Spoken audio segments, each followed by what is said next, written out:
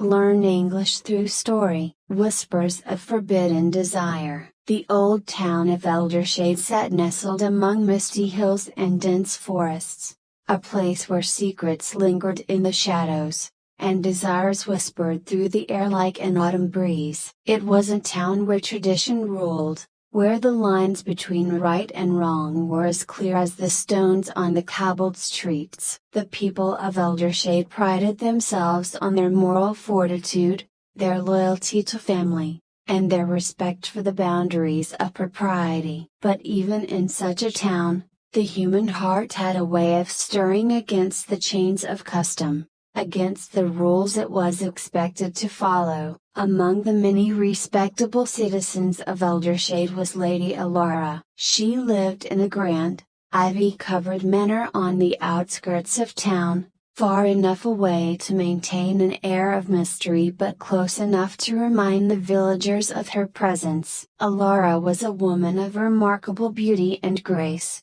with raven black hair, pale skin, and eyes that shimmered like green emeralds. Though she was in her mid-30s, time had only enhanced her allure. Her intelligence and wit made her the subject of admiration at social gatherings, but there was something more, a distant, untouchable quality that kept people at arm's length. Alara was married to Lord Cedric, a man nearly 20 years her senior. Their marriage had been arranged when she was barely out of her teens, and though Cedric had always been kind and generous, the bond between them was one of duty, not passion. Lord Cedric was a man of politics, his life consumed by his work in the king's court, and he was often away in the capital. While Alara played the role of the devoted wife, managing their estate and attending to her social obligations, there was a void in her heart, a void she could never speak of openly, for in Eldershade, such thoughts were forbidden, and the price for following them was often ruin. But the heart is not governed by laws, and Alara's began to stir when a new figure arrived in Tona Ronan, the sculptor. He had been commissioned to restore the town's ancient fountain, a task that brought him to Eldershade for several months. Ronan was a man of humble origins but immense talent, known for his ability to bring life to stone. He was tall and broad-shouldered, with hands that carried the strength of his craft and eyes that spoke of quiet depth. He moved through the town like a whisper, unnoticed by many, but to Alara, his presence was impossible to ignore. Their first meeting was by chance, in the market square where Ronan was inspecting materials for his work. Alara had been on an errand when she saw him, standing with a block of marble, his brow furrowed in concentration. For a moment, she stood frozen, watching the way he handled the stone with such care, as if it were a living thing. There was something about his presence that stirred something deep inside her, a curiosity, a desire that had long been buried beneath the weight of expectation. When Ronan looked up, their eyes met. There was no grand gesture, no overt sign of attraction, just a brief moment of recognition between two people whose lives, under different circumstances, might never have intersected. Alara quickly turned away, chastising herself for the feelings that had begun to surface. She was a married woman, bound by vows of fidelity and honor. And yet, as the days passed, she found herself thinking of him, of his hands, his quiet strength, the way he seemed to exist outside the constraints of society. It wasn't long before their paths crossed again. This time, it was by the fountain, where Ronan worked late into the afternoon, chiseling away at the stone. Alara, on one of her solitary walks through town, paused to watch him from a distance. She had always admired art, and there was something mesmerizing about watching an artist in the act of creation. As the sun began to set, casting a golden light over the square, Ronan looked up and saw her. "My lady," he said, wiping the sweat from his brow, I didn't mean to disturb you. You're not disturbing me, Alara replied, her voice steady though her heart fluttered. I was simply admiring your work. It's rare to see such talent in these parts. Ronan gave a humble nod. Thank you. It's an honor to work on something so old, to restore what's been lost. Alara stepped closer, her curiosity getting the better of her. And what have you restored so far? He gestured to the fountain's base, where intricate carvings of mythical creatures had been painstakingly brought back to life. It's slow work, but rewarding. The stone has a memory, you see. It just needs the right hands to bring it out again. Alara smiled, though her thoughts were elsewhere. His words seemed to carry a deeper meaning, one that resonated with her own sense of longing. The heart, too, had a memory, and hers, once filled with dreams of passion and romance, had been buried beneath the years of duty and restraint. But now, in Ronan's presence, it stirred once more. Over the following weeks, Alara found more excuses to visit the fountain. Sometimes she would bring food or drink for the workers,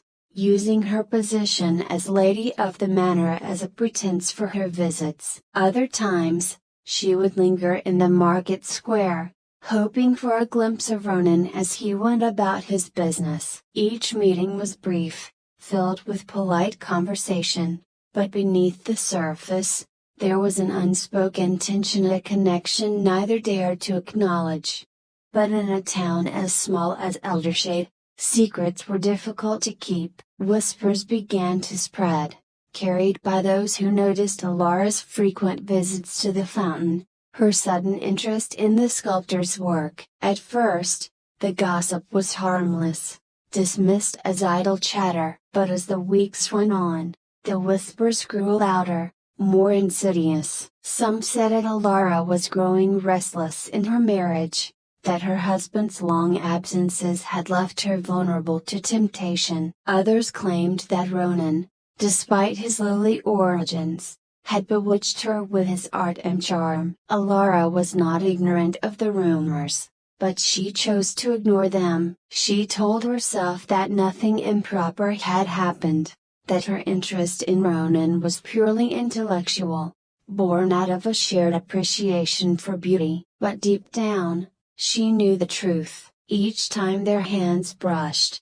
each time their eyes met across the square, she felt the pull of something forbidden, something dangerous. One evening, as dusk settled over the village, Alara found herself at the fountain once more. The workers had left for the day, but Ronan remained, adding the final touches to his masterpiece. The square was quiet, save for the sound of his chisel against stone, and the fading light cast long shadows over the ground. Ronan, Alara called softly, stepping closer. He looked up, surprised to see her so late. My lady, he said, setting down his tools. Is something wrong? Alara shook her head, though her heart pounded in her chest. She knew she should leave, that being alone with him at this hour was reckless. But she couldn't turn away. Not now. I've been thinking, she began, her voice trembling slightly. About your work, about how you restore what's been lost. Ronan studied her, sensing the weight behind her words. It's a privilege to be able to do so, he replied carefully. But not everything can be restored, my lady. Some things, once lost, remain that way. Alara's breath caught in her throat. Do you believe that? She asked, her voice barely above a whisper. Do you believe that some things are beyond saving? There was a long pause, and in the silence, the air between them seemed to thicken, charged with unspoken emotion. I believe, Ronan said slowly, that some things are meant to remain in the past, no matter how much we might wish otherwise. Alara stepped closer, her heart racing. And what I've broken bar, what if there are things we cannot forget, things we cannot leave behind, no matter how hard we try. Ronan's eyes darkened, and for a moment, the space between them felt suffocating. Then those things become dangerous, he said quietly. They lead us down paths we're not meant to walk. Alara closed the distance between them, her hand brushing against his. What if I want to walk that path? Ronan stiffened,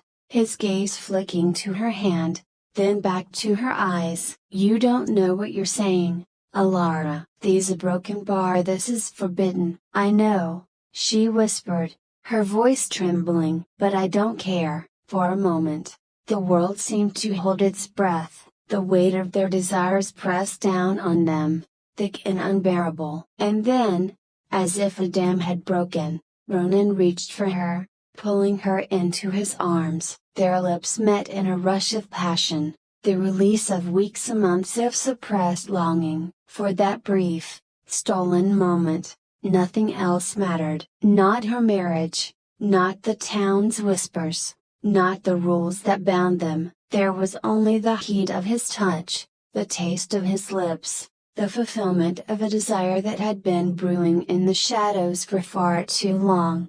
But as quickly as it had begun, the moment shattered. Alara pulled back, reality crashing down around her. What had she done? What had they both done? I can't, she gasped, stepping away. A broken bar. I can't. Ronan's face was stricken, but he didn't try to stop her. Alara, but she was already turning, fleeing into the night, her heart pounding with shame and fear. She had crossed a line she could never uncross, and now the consequences of her forbidden desire would follow her wherever she went. In the days that followed, the whispers in Eldershade grew louder, more damning. Alara could feel the eyes of the villagers on her wherever she went, their judgment heavy in the air. She had fallen from grace, her reputation tarnished by her moment of weakness. Even Lord Cedric,